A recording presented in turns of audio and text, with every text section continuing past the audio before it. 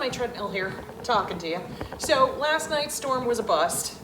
Total bust. It is so funny because I had friends all around me going, oh, it's raining, it's awesome, it's beautiful, it's this, it's that. And I'm like, yeah, we got nothing. We got nothing.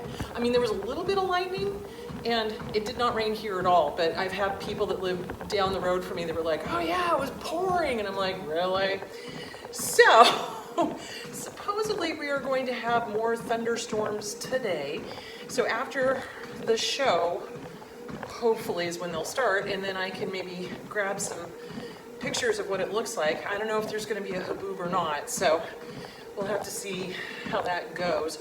Also, I was going to tell you guys about scorpion hunting. So in Arizona, we have scorpions. We have something called bark scorpions, and then we also have Arizonan scorpions.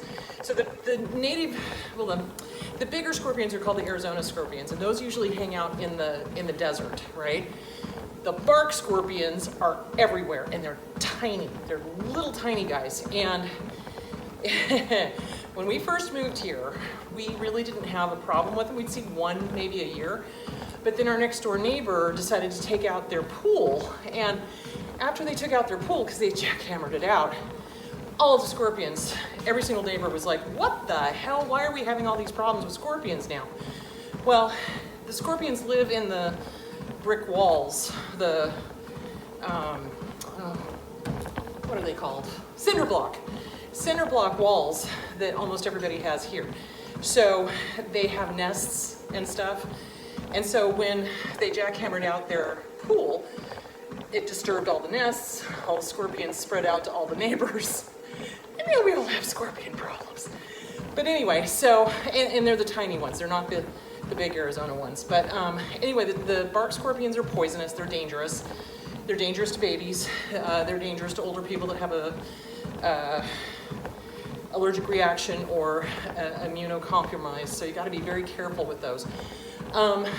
My suggestion would be, if you live in Arizona or if you are visiting Arizona, or if you're visiting any country that has scorpions, Thailand has scorpions as well, you don't want to put your clothes on the ground. You want to shake out your shoes, make sure there's nothing in them. That's why the cowboys would take their boots and hang them over the horse saddle so that they didn't get scorpions in them if they were, sleeping out, rustling the cows and things like that. So, yeah, so they're nasty little things. And when you hunt the scorpion, when you get rid of them, we use a spray. I think it's called Taros. Anyway, it kills them on contact. And then to make sure they're dead, we stomp on them, but you gotta stomp on them straight on because they carry their tiny, tiny scorpions on their back. And if you don't, they'll scatter. So I know, it's like living in a horror movie, isn't it? So, the suggestion I would have too is that if you are visiting here or if you're going to live here, you definitely want to get a pest report to see what the situation is with the scorpions. We've had our house sealed, all the cracks sealed up and things like that. And we still have them come in every once in a while. So what we do is we just keep slippers by our bed or flip-flops. I use my flip-flops all the time. And I don't walk in the middle of the night without my flip-flops on or, slippers or something, because the last thing you want to do is step on a scorpion, because, ooh, their sting is terrible.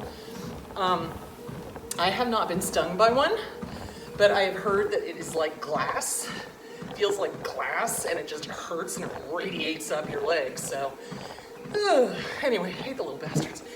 Anyway, so I'm doing my 30 minutes cardio, woohoo! Hopefully today, it's clear and sunny and beautiful out right now. I can't trust the weather forecast. I really can't. The weather forecasters here are terrible. So what they'll do is they'll be like, oh, it's gonna rain, there's gonna be a lot of flooding, there's gonna be nothing, crickets chirping, nothing.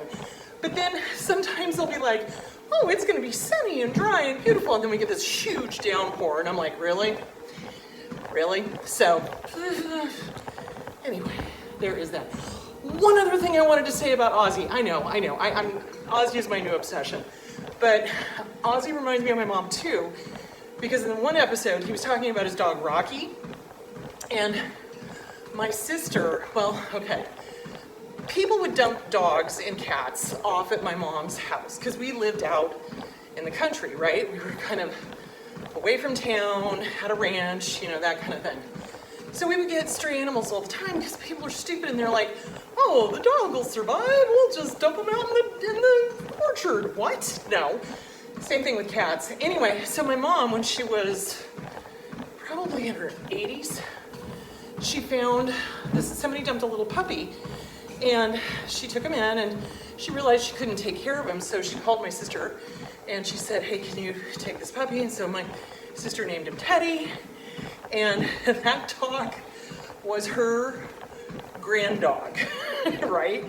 So every time Terry would visit my mom, she'd bring Teddy with her, and you know, and Mom would make a big fuss over the dog and everything. And there was this episode with Ozzy, and he's talking about his dog Rocky, and he talks about his dog Rocky the same way my mom would talk about Teddy. And my niece, Jamie, she got so upset. She's like, Grandma loves Teddy more than she loves me. And I'm like, no, she doesn't, honey. She doesn't, but she does love that dog. So it just cracked me up. Did I mention he reminds me of my mom? Which, like I said, my mother is probably like, why, yada. Anyway, so, all right. So if there's a good storm going on, then I will grab the camera and try to show you. If there's not, then we'll try to go scorpion hunting, and I'll show you how that is. What you're gonna need for scorpion hunting, for sure, good shoes. You wanna wear good enclosed shoes so that you don't get whapped by the tail, because they whip their tail around like a whip, literally. And that's how they sting prey. They're also extremely nearsighted, so they'll just attack anything because they can't see, so everything's a threat to them. So, whap, whap, whap. So they do that.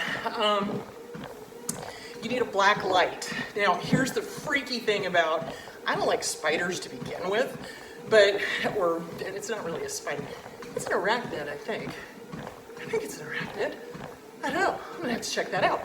Anyway, but they, and we have all sorts of other weird things that live here in Arizona. I mean, we've got Gila monsters that are poisonous. It's a reptile. We've got black widows, obviously. Brown recluses, you know, your generic run-of-the-mill trying to kill you insects kind of thing. But scorpions are weird because they glow in the dark with a black light. So that's why you want to do a sweep of your house every once in a while with a black light to see where they are or if they are. And then you spray the crap out of that area. So when you go out to find them, and trust me, it's better to kill them outside than to wait until they're inside your house, because you don't want to step on one in the middle of the night. You certainly don't want one crawling into bed with you. That would be horrible. So you try to get them before they get inside your house.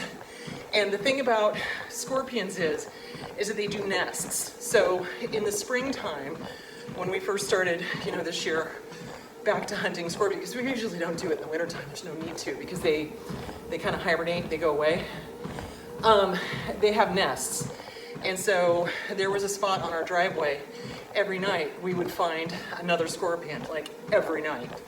So anyway, they glow in the dark. It's the weirdest thing. So normally in the sunshine, they're kind of brown, yellow kind of looking, but you shine the black light on them and they glow. They glow like this, not blue, but they glow. I'll show you. I'm sure we'll find some to show you.